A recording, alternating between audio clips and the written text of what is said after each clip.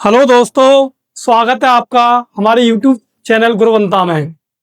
आज का जो हमारा चैप्टर है वो 7वां चैप्टर है, वैद्युत धारा का चुंबकीय प्रभाव।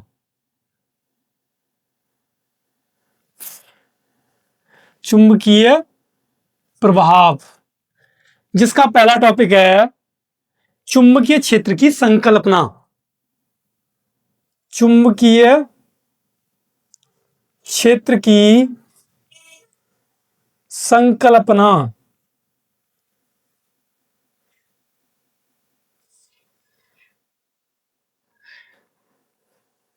किसी चुंबक के चारों ओर का वह क्षेत्र, किसी चुंबक के चारों ओर का, चुंबक के चारों ओर का, चारों ओर का वह क्षेत्र जिसमें किसी चुंबकीय सुई पर, किसी चुंबकीय सुई पर बल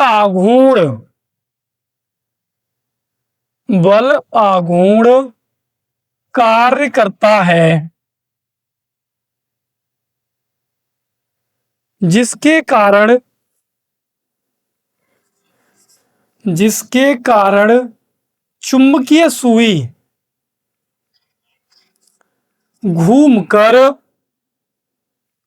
सदैव उत्तर तथा दक्षिण दिशा में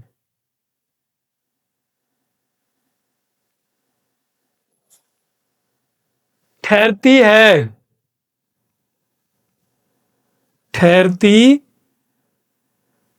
है। चुंबक का चुंबकीय क्षेत्र कहलाता है। चुंबक का चुंबकीय क्षेत्र कहलाता है। भाई, किसी चुंबक के चारों ओर का वह क्षेत्र जिसमें किसी चुंबकीय सुई पर एक बलाघूर्ण कार्य करता है। जैसे हम चुंबकीय क्षेत्र में क्या रखते हैं, चुंबकीय सुई को रखते हैं, तो उसके दोनों सिरों पर क्या करता है, बलाघूर्ण लगता है। दोनों सिरों से क्या लगता है, बलाघूर्ण लगता है। भाई, इधर से भी बलाघूर्ण लग रहा है, इधर से भी बलाघूर्ण लग रहा है।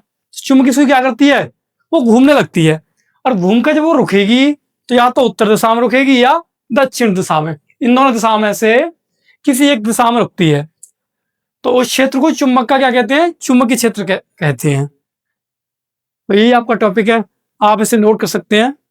अगला टॉपिक है बायो सावर्ट का नियम। बायो सावर्ट का नियम। फ्रांस के दो भौतिकविद थे, बायो तथा सावर्ट। उन्होंने क्या काम किया, विभिन्न धातुओं के चालकों में धारा प्रवाहित कर चालक की अल्पांश लंबाई dl से r दूरी पर बिंदु P पर चुंबकीय क्षेत्र का मान ज्ञात किया।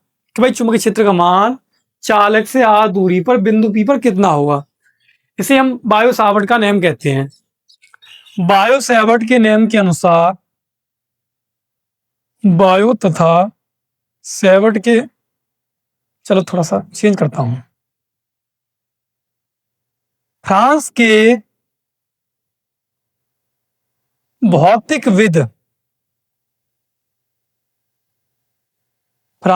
भौतिकविद, बायो तथा सावर्ट के अनुसार, फ्रांस के भौतिकविद बायो तथा सावर्ट के अनुसार सन 1820 ईस्वी में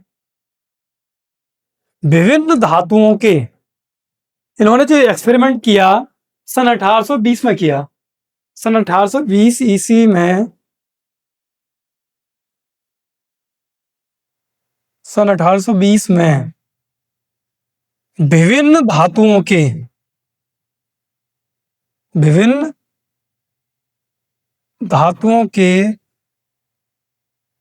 चालकों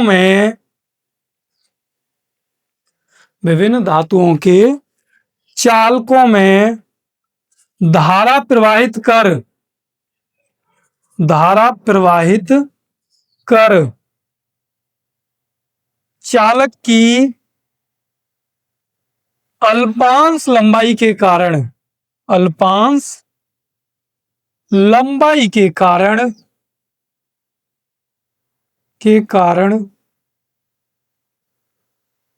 चालक से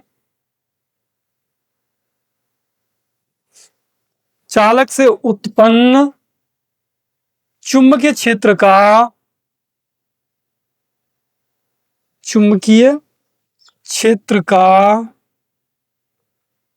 मान निम्न कारकों पर निर्भर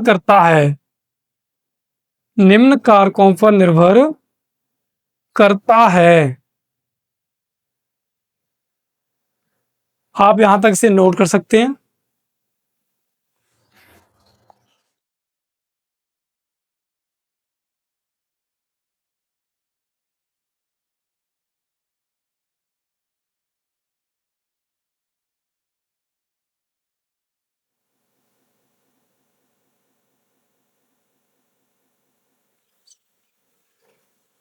नंबर 1, यह चालक में प्रवाहित धारा के अनुक्रमानुपाती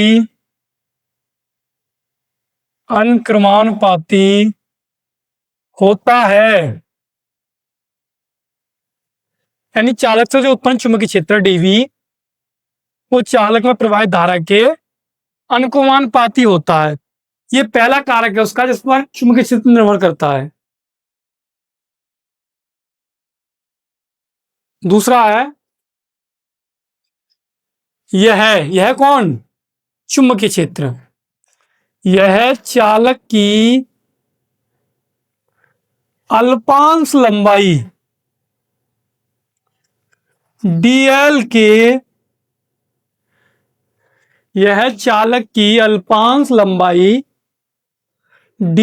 के अनुक्रमानुपाती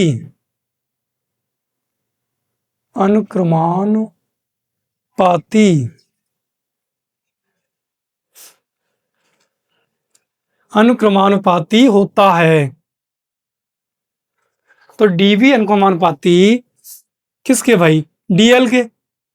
इसे समीकरण 2 मानेंगे, इसे समीकरण 1।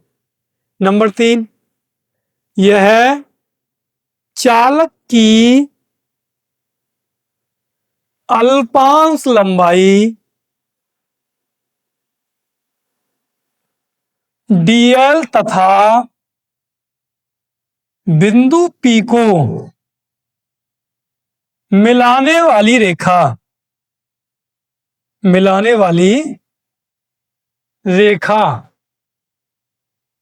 के बीच बने कोण की ज्या के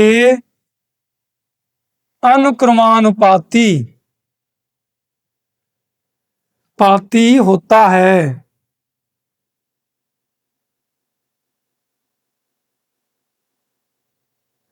डीवी अनुक्रमानुपाती साइन थीटा के।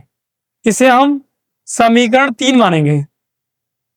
नंबर 4, यह चालक की अल्पांश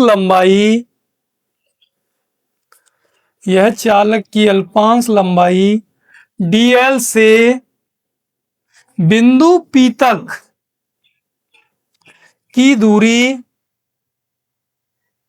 के वर्ग के व्युत्क्रमानुपाती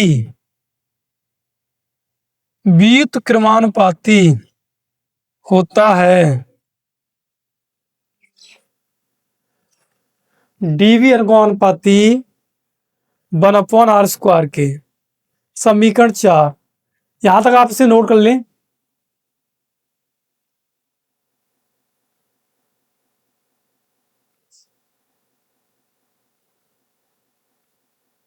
अब करते हैं समीकरण 1, 2, 3 और 4 से। भाई समीकरण 1, 2, 3 और 4 से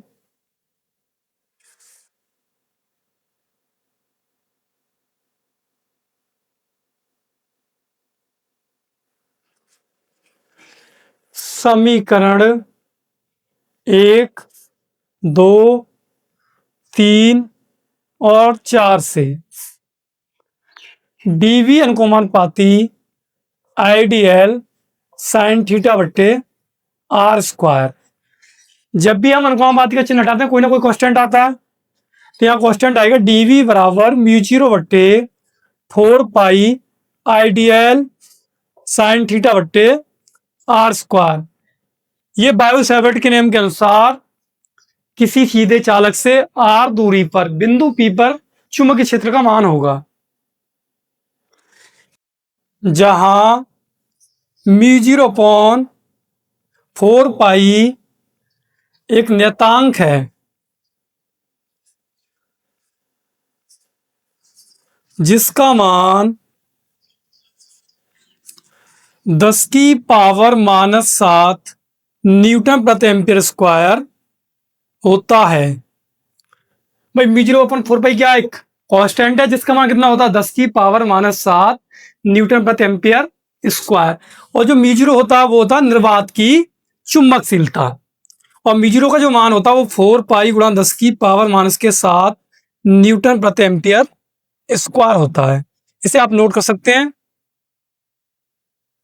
अगला जो अपना टॉपिक है वो है निर्वात की वैद्युशीलता तथा निर्वात की चुंबकशीलता में संबंध। अगला जो अपना टॉपिक है वो है निर्वात की वैद्युतशीलता तथा चुंबकशीलता में संबंध। चुंबकशीलता में संबंध। ठीक भाई, हम जानते हैं कि क्या जानते हैं 1/4 पाई एप्सिलॉन नॉट बराबर 9 गुणा 10⁻9 न्यूटन मीटर स्क्वायर प्रति कूलाम स्क्वायर ये होता है। और 1/μ0 पाई बराबर होता है 10⁻⁻7 न्यूटन प्रति एम्पियर स्क्वायर। समीकरण 1 में, समीकरण 2 में समीकरण 1 से भाग करने पर, भाई समीकरण 2 में क्या करना है, समीकरण 1 से भाग करना है। तो μ0/4 पाई में भाग करना है 1/4 पाई एप्सिलॉन नॉट का, इसका इसमें भाग करना है।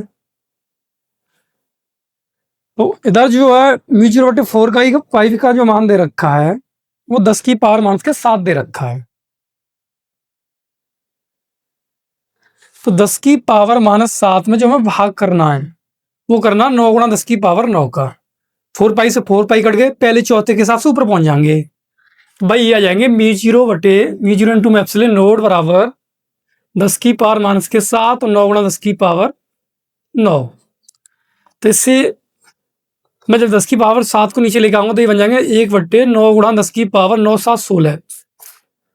तो μ0 इंटू एप्सिलॉन नॉट 1/, इसे हम लिख सकते हैं 3 गुणा 10⁻8 का होल स्क्वायर। और ये जो मान होता है ये होता है प्रकाश की चाल, यानी c² का मान है। c² को मैं इधर ले आऊंगा तो ये आ जाएंगे μ0 में एप्सिलॉन नॉट। c का जब स्क्वायर इधर जाएगा तो वर्गमूल के रूप में जाएगा, तो ये आ जाएगा रूट में 1/μ0 एप्सिलॉन नॉट। ये वैद्युशीलता और चुंबकशीलता। निर्वात की वैद्युशीलता होती है एप्सिलॉन नॉट, निर्वात की चुंबकशीलता होती है μ0 या μ0। इन दोनों के बीच में क्या है, संबंध है म्यू नॉट और एप्सिलॉन नॉट के बीच में। ठीक है, आज की अपनी क्लास यहीं समाप्त होती है। वीडियो अच्छी लगी हो तो वीडियो को लाइक और चैनल को सब्सक्राइब करें। Thank you.